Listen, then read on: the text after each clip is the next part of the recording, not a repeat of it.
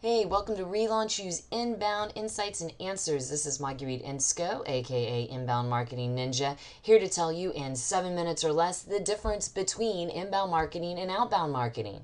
I'm glad you asked me that question because a lot of people don't know what inbound really is. I ask them and they say yes, and then I find out, nah, they really don't know. And that's okay. You know why? Because inbound marketing is a totally new methodology. It's never been done before in the history of the world until recently. So it's not the centuries of outbound marketing that we're used to. It's a whole new way of thinking about getting your word out there about your business. And that's why I want to cover with you the three main points here of what differentiates inbound from outbound marketing. You're going to be one of the top few people who have the business acumen after you watch this video, really knowing what you're talking about when it comes to inbound. So number one, how do people find you? This is a huge differentiator in inbound. If people are discovering you online, then let's say through a search because they're looking for answers to a challenge or they have an opportunity and they're discovering your blog post and then they're finding your company website, that is pure inbound. But if you're notifying people through advertising, through direct mail, then that's not inbound because you're telling them that you exist as opposed to them finding you. Now, this is a game changer because when people discover you, they have started on the buyer's journey. When you notify people, we don't know where they are, their level of interest, what they're looking for. It could be completely irrelevant, which in majority of cases it is. So that's a huge defining factor between inbound and outbound. First one though, let's talk about number two. Why are people attracted to your business? Is it because it's helpful? Is it because you're creating value before they even sign the dotted line on your contract? You can do that through really good information or content on your website or shared through your social media or on YouTube, just like you're watching right now. Or is it promotional? It's the latest sale, it's a limited time offer, get it now while you can. These, again, here are both wonderful ways to do marketing, but the promotional one is only going to be meaningful for people who are ready to buy now, where being helpful means that you're relevant and, by the way, you have top of preference, not just top of mind when it comes to your business and your services with that person. And thirdly, how do you maintain their attention? Is it done permissively, or are we really being kind of guerrilla here and just always trying to be, in their face, so to speak?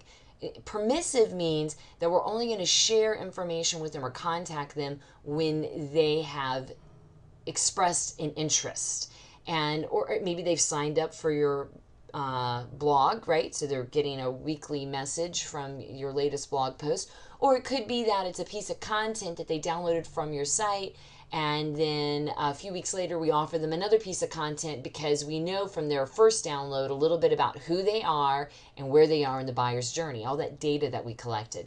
But the guerrilla approach is more just making sure that they don't forget about us, right? So that's the billboards, that's the TV ads with the jingle that gets in our head and we can't get it out and it annoys us or drives us crazy. Huge difference between inbound and outbound. Now that we've got the three differences down, let's take a look at the actual channels that are used for this marketing.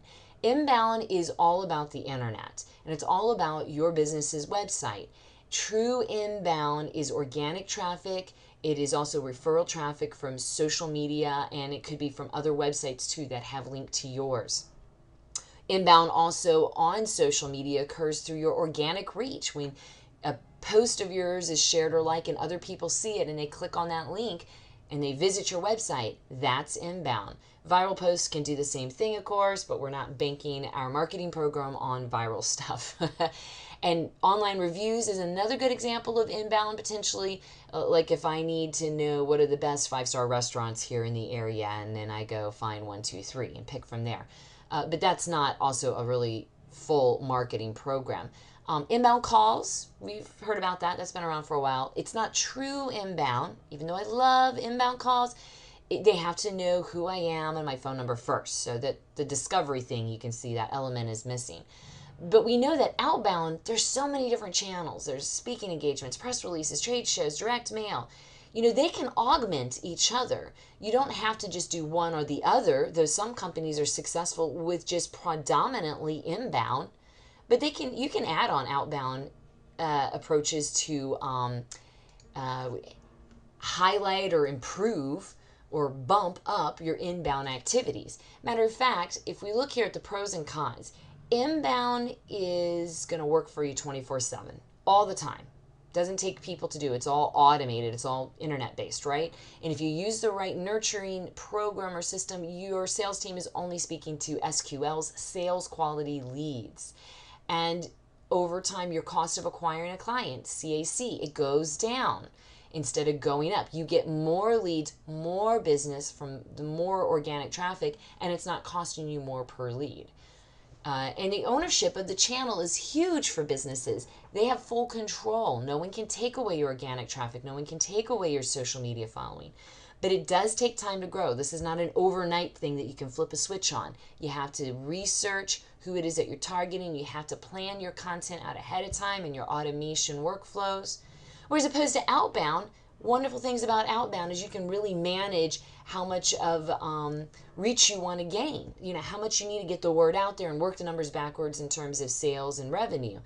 And you can use it when you need it. So you don't have to use it ongoing. You can use it during a holiday when you want to bump up sales, or during a slow period. And it's familiar. We've done all this stuff before. It's been around for so long.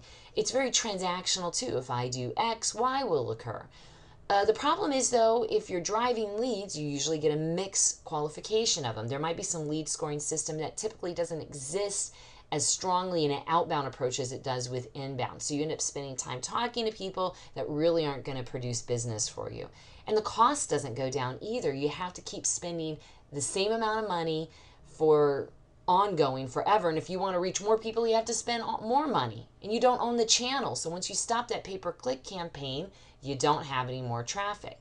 So we want to capitalize on the strengths of inbound and outbound, ideally for our company. Get the right balance. Thank you for taking these last few minutes to learn about inbound versus outbound. In an upcoming video, we're going to talk about what kind of company might benefit from inbound marketing. So check it out. Please subscribe to our channel.